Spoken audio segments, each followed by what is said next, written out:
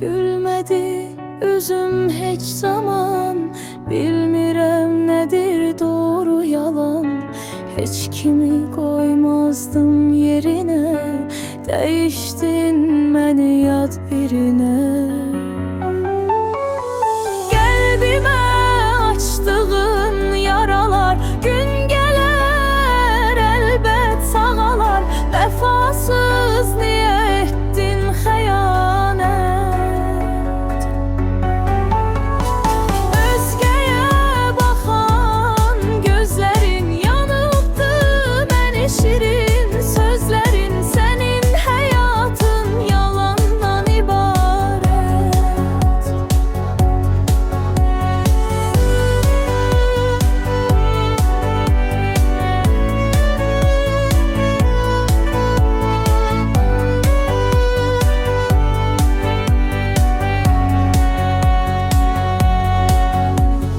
Kaş səni görməzdi gözüm, qalmayıb daha sənə sözüm. Yolumda çandan keçən birin, qədrini bilmədim